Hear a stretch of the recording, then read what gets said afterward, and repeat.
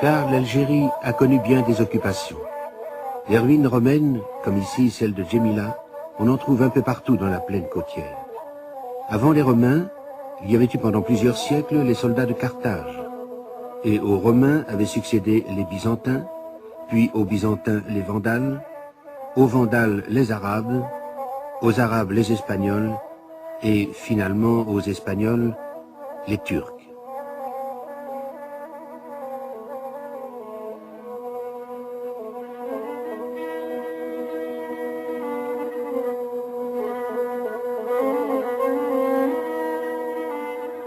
Au début du XIXe siècle, Napoléon, déjà, avait envisagé d'inclure l'Algérie dans son empire, mais ce fut un de ses successeurs qui en trouva l'occasion.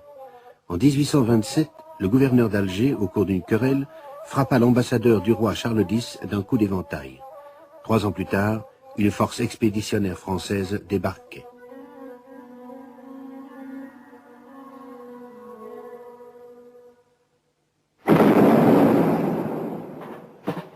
À vrai dire, le dernier des Bourbons cherchait à distraire une opinion publique de plus en plus hostile. Après quelques semaines, c'était la chute d'Alger. À la même époque, c'était à Paris celle de Charles X. La conquête se traîna encore une vingtaine d'années, jusqu'à ce qu'en décembre 1848, l'Algérie soit unilatéralement incorporée à la France, non comme colonie, mais en tant que partie intégrante de la nation, à l'égal de la Normandie ou de la Lorraine. Et ce serait pour l'avenir le départ de bien des problèmes. Cela signifiait en tout cas que la route de l'Algérie était ouverte à la convoitise des colons de la métropole.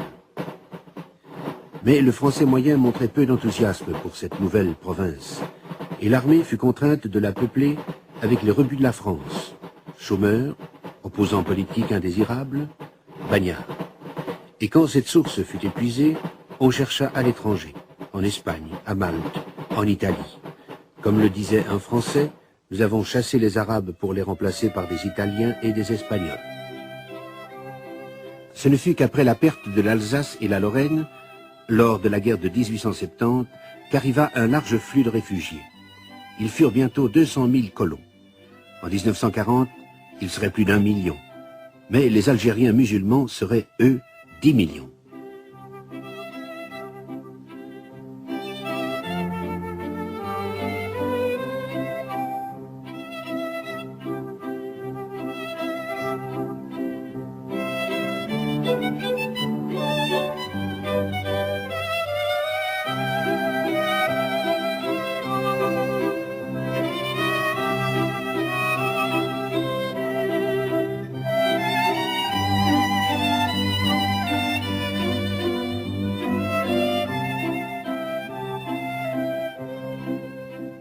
La plupart de ces musulmans vivaient dans les quartiers les plus pauvres des villes, comme ici la Casbah, le vieux quartier turc d'Alger. Ailleurs, les Européens confisquaient les meilleures terres, souvent sous le prétexte que le propriétaire arabe était un rebelle. Bientôt apparurent de beaux quartiers réservés aux seuls Européens.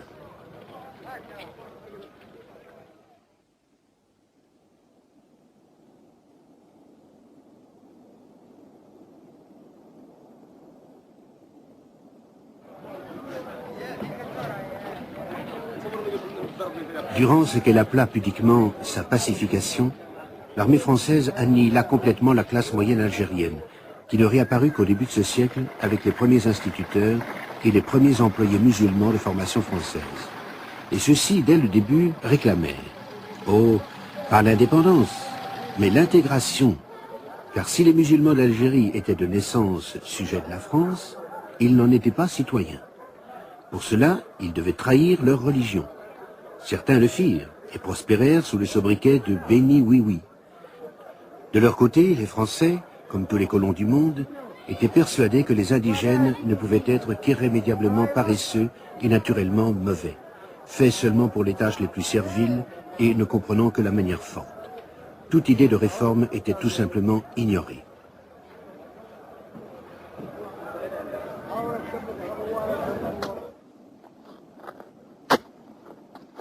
Aux musulmans les terres pauvres, aux colons les beaux domaines. Domaines obtenus souvent grâce à des prêts avantageux du gouvernement et exploités grâce à l'argent des contribuables en métropole.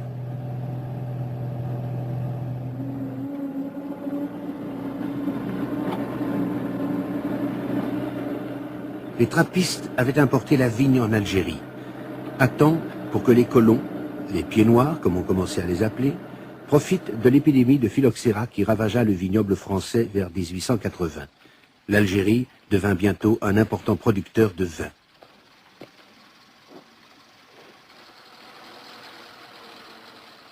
En plus de la vigne, les subsides de l'État encourageaient les colons à cultiver les céréales, surtout le froment. Plus tard, la luzerne, les légumes et surtout les agrumes, oranges et citrons, ajoutèrent à la richesse.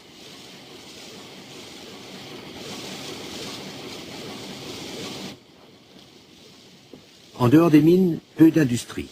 Il fallait maintenir l'Algérie dépendante de la France. On extrayait surtout du plomb et du fer, ainsi qu'un peu de charbon.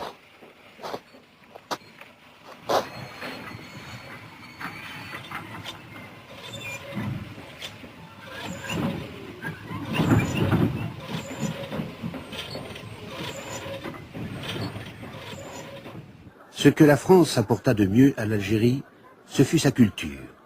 Mais l'éducation n'était pas répandue également. Un enfant musulman avait 12 fois moins de chances d'aller à l'école qu'un enfant européen. Le chômage était élevé pour les musulmans et ceux qui travaillaient étaient mal payés. La solution, immigrer en France métropolitaine. En 1920, ils y étaient 100 000. En 1950, un demi-million. Leur salaire soutenait des familles entières, parfois tout un village. Pour les colons, cependant, la vie était confortable, et ils comptaient bien qu'elle le reste. Nous qui vivions en ville, nous subissions moins cette vexation, ces vexations, comme ceux de la campagne, par exemple. On était mélangés avec les Européens ici, mais il y avait une ségrégation raciale. Le cinéma, il y avait quand même, on ne nous permettait pas d'entrer dans c'est un peu l'apartheid, si vous voulez. Dans des plages, quand on était dans des plages, on nous isolait, parfois on nous emmenait en prison parce que on a osé côtoyer les Européens. Enfin, en un mot, quand on colonise un pays, c'est devenir l'esclave de ses dominateurs. Us Algerian people, we didn't have a chance to go to the places where the French goes or to live in the places where the French lives. We're not even allowed to go to the beaches where the French goes, and they have a big sign and not allowed for a dog and Algerian.